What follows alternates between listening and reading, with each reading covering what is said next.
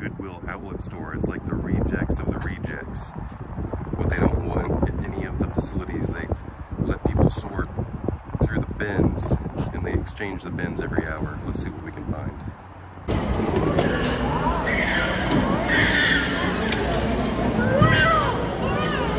It's $1.59 a pound, so be careful with this thing. So the final total was less than $20. I don't know how old it is, but we're gonna see if we can get it going. Wish me luck. All right, folks, here it is. Let's do a quick visual inspection here. The original handle is coming apart here. Just rip that part off. Let's go ahead and take this original cover off. Look at these stickers. The stickers are still on. Compression release. Fingertip start. Is this a compression release? Ah, you pull it out. Maybe. You can definitely feel a detent, but it's slight. So this looks like the air cleaner cover. Got a kill switch. On off.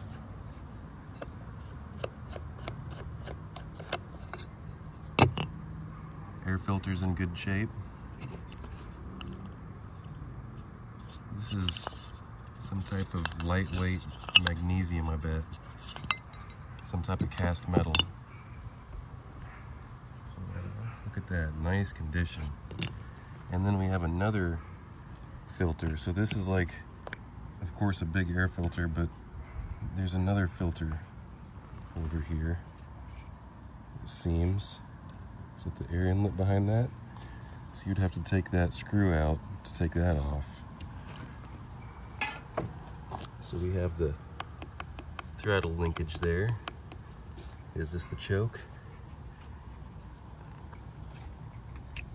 So that's the choke. The question is, so I already pulled the recoil start to see if it felt like it had compression.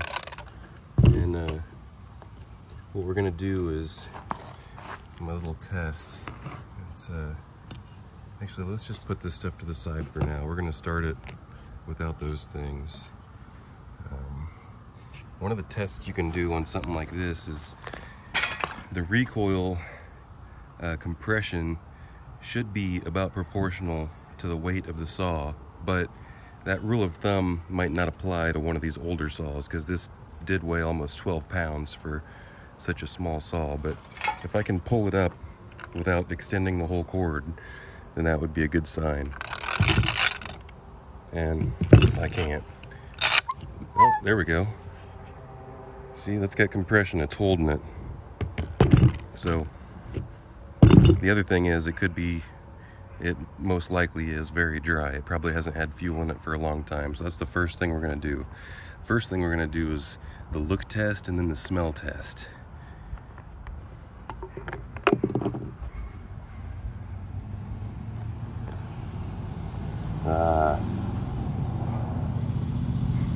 Looks like there might be some flaky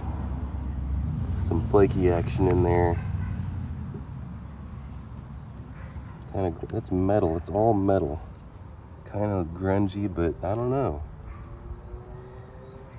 Yeah. I'm gonna do the smell test and then just pour the fuel in it, and we're gonna just see if the thing fires right up. Take your bets right now, tell me in the comments.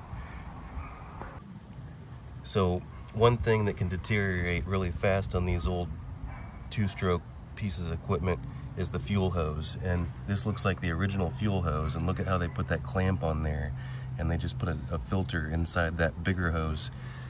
Kind of similar how they have a filter on the end of the carburetor, and there's no break in that hose. It looks good, so should pick up fuel appropriately as long as that's all the way at the bottom like it's supposed to. And I would assume that it will take a while to get the fuel to prime all the way up in there, so it's not going to start very easily, even if it would run. So it's going to take some pulls.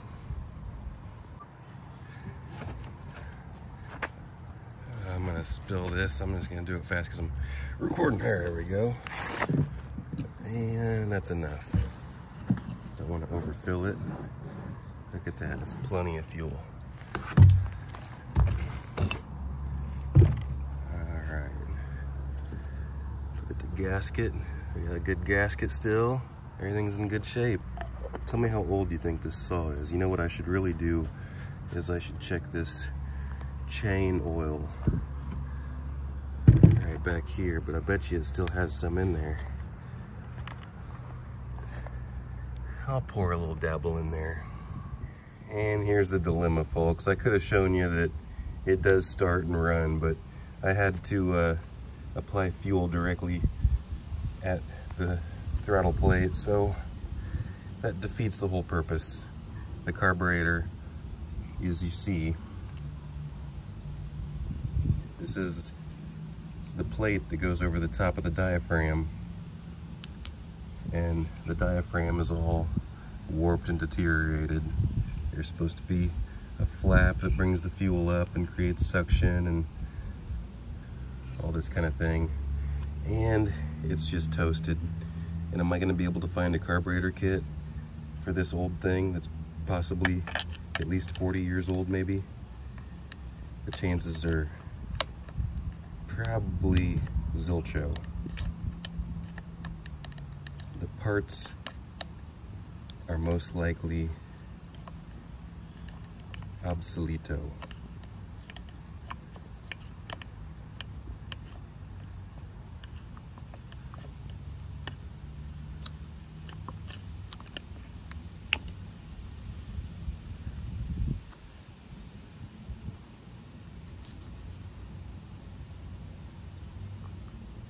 Of course, I will try to clean up the crust and put it back together and see what happens, but I doubt, you know, this is supposed to be a nice flimsy, flexible diaphragm, so we're not going to have any luck with that.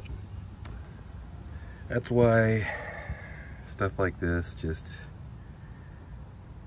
can't come back to life, because they don't supply simple parts like that for it. Look, the thing is wearing me out, but pouring some fuel in the carburetor, it still fires up. There's no recovering the diaphragm. The flaps are just completely crapped out.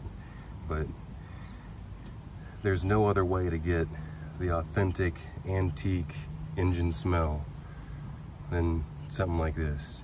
Whenever I got those puffs of smoke coming out this, there's no other way to experience something like that than to be in person with a machine like this that's been sitting for so long, and then is to hear it breathe fire and explosions again, and then smell the patina of the burnt oil.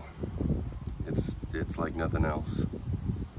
All right, friends, wish I had more for you, but I'm just gonna throw the air cover back on, and it will be just like a decoration man cave type piece. Maybe someone else wants to buy it. Maybe I'll put it on eBay. It's interesting though, because like there's no chain brake, there's no safety device. This is just a raw tool, and it actually does take some grunt to even pull it for such a small saw.